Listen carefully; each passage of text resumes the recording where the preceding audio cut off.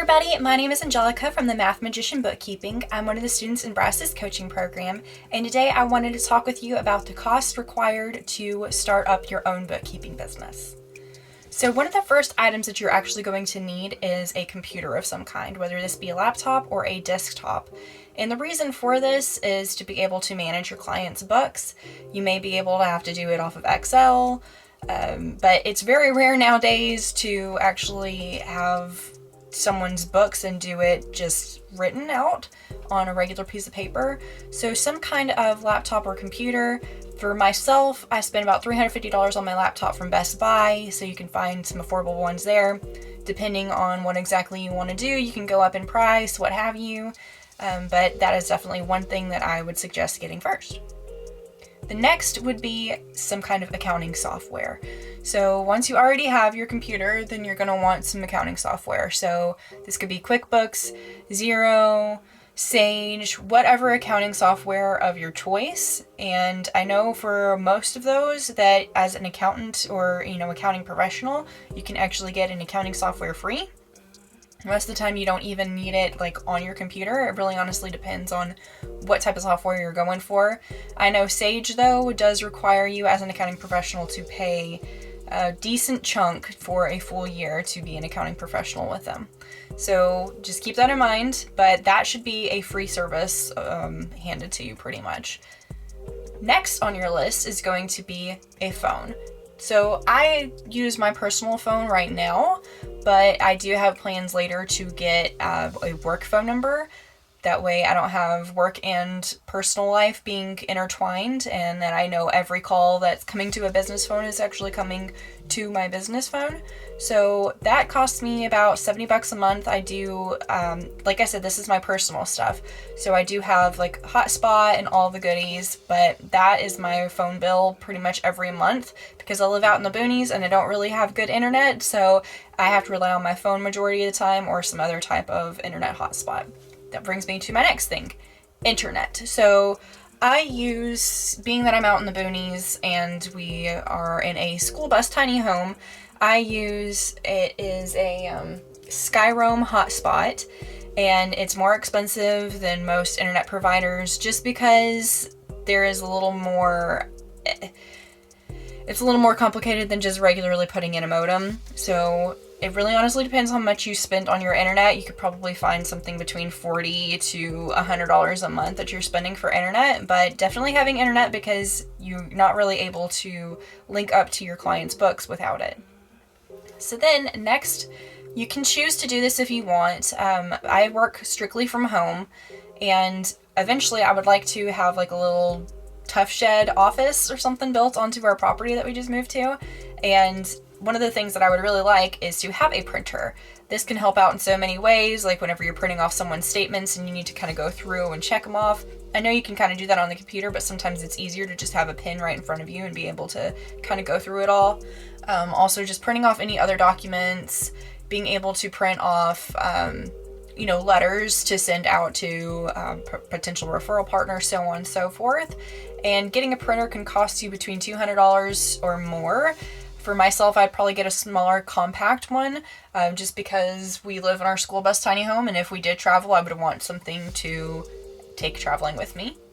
Another thing, this isn't a absolute plus or absolute necessity, but it is a plus, and obviously if I did have another office, I would have a desk and a chair. This honestly depends on how much you want to spend on doing something like that. That price can vary from the type of comfort of chair that you want to the also type of desk you want. If you want a standing desk, it's going to be more expensive, so on and so forth. But having some type of desk and chair, I literally usually work from the couch most of the time, or y'all will see me usually with another backdrop where there's a bunch of pallet boards behind me. I have kind of a pull-up table that can kind of go back down into our countertop. It's like an extended countertop, I guess. And sometimes I'll sit at the stool and work there. Right now I'm actually sitting in the driver's seat of our school bus because I don't have that stool anymore. We left it at my parents' whenever we moved to our property last week. So anyway, I just kind of work from wherever. In our school bus. Like I said, eventually I would like to have some kind of little office. That way I can get away from some of the animals and some of the distractions and be able to kind of focus on my own stuff and have my own office. But that is completely entirely up to you. So another thing that you're more than likely going to have to spend money on to get started is some type of advertising. So generally for myself personally, I don't spend a lot on advertising. Used to back in the day, but just starting off, you're probably going to need to spend at least $20 to $50 on getting business cards printed out. I would highly suggest having some type of business card with your information. But yeah, so some type of advertising. So for instance, this last month, well, with Bryce's program, I don't have to be spending a bunch on advertising because pretty much everything that I'm doing through his program is getting me more clients. But this last month, I was actually approached by someone who was putting an ad in a golf course like manual or something, and asked if I wanted to participate in that and have my business in there. A lot of business professionals go through this golf course, so I said yes, and that was about $300, and that lasts me a full year. So that really honestly depends on if you're willing to do that, but you shouldn't really have to. This was just something that I decided, like, yeah, I'll go ahead and do it. I have a little bit of money that I could put towards that, but starting out, you're probably not going to have a lot of money to go off and do all those things. So following Bryce's coaching steps on how to get clients is going to be your number one go-to on saving money whenever you start up.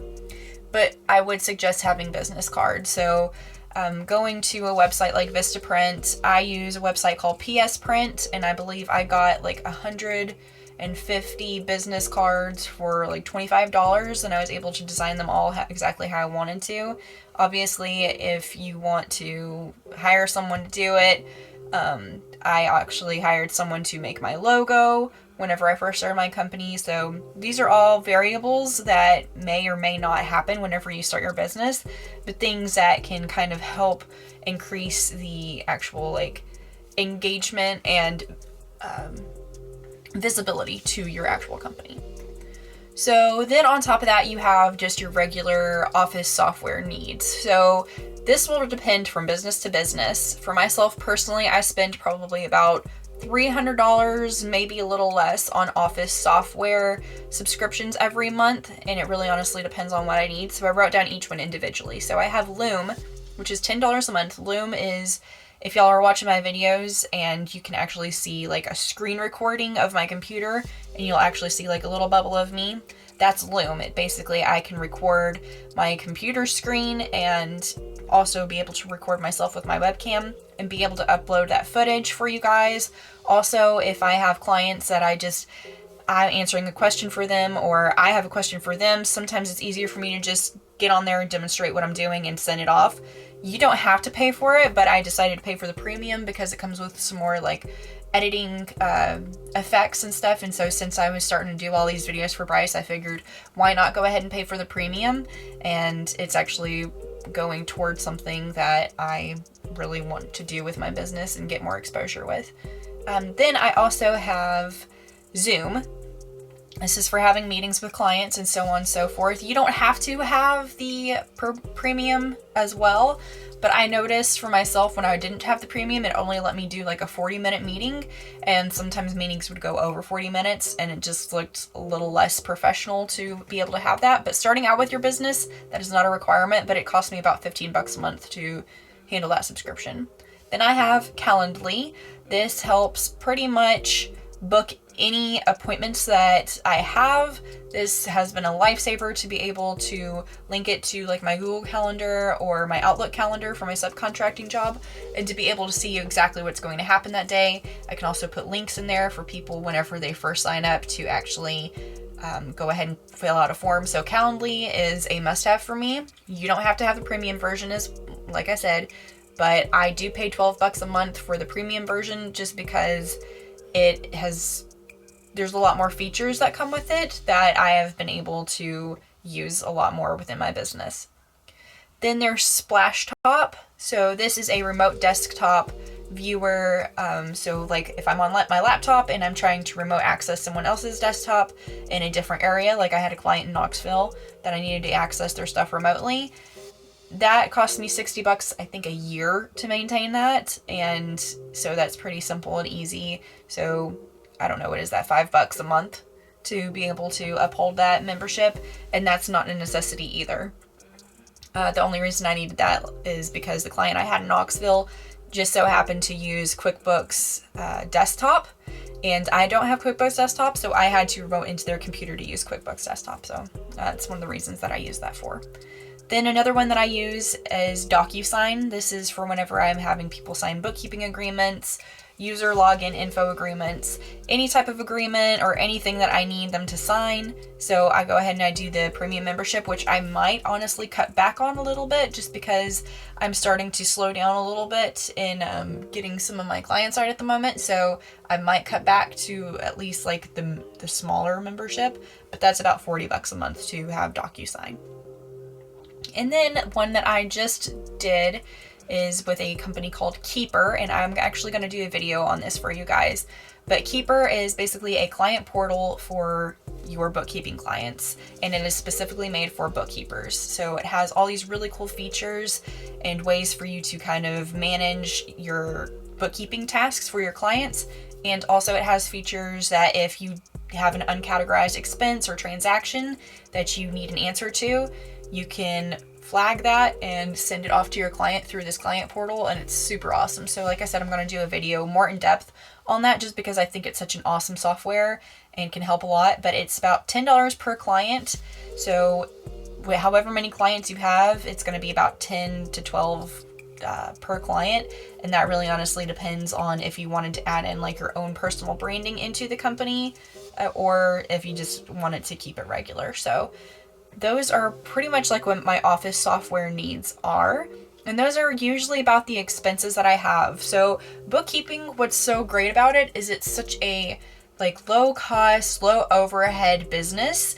And the profit that you make is so much more than like the expenses you spend. Obviously, I have other expenses that I've chosen to do. Like I got health insurance through my business and a few other like dental and eye insurances, stuff that I needed that I couldn't get through my husband's business or through my husband's regular job just because it was so pricey. But being able to afford it for myself, especially I had to have my appendix removed a few months back and I didn't have insurance. That really bit me in the butt. So another thing I didn't touch on, errors and omissions insurance, or E&O insurance. This is going to kind of protect you if you make an error or have some kind of omission made in your client's books. If they decide to sue you for some type of error that you've made, it at least gives you a little bit of coverage. It covers like attorney fees, court fees. It helps a lot, and so having that is really helpful, and that could cost you about $15 a month. So anyway, like I said, for the computer, depending on what you get, phone, internet, errors and omissions insurance, these are all the things that I personally have that costs me about $420, almost $500 to start up my bookkeeping business, and that is very low compared to a lot of businesses. I tried doing a makeup artistry business, and I tell you, I still have inventory and stuff sitting back there in my makeup kit because I had to purchase the makeup kit, the makeup, so on and so forth, and I was really not making any profit off of that, but that's a whole nother story. Anyways, I hope that this kind of gives you an idea of what your costs are going to be to start up your business. Like I said, it's going to depend from person to person what you want. If you already have a computer, that's great. You know, you can go ahead and just do whatever you need to with that, but yeah, I hope that this gave you a little bit of insight, and if you want to see more videos like this, please give it a thumbs up and consider subscribing. And also, if you are wanting to learn more about how to grow your bookkeeping business, then I would book a call with Bryce so that you can get your feet on the ground and do your bookkeeping business the right way. So thank you guys so much for watching. I'll talk with you later. Bye.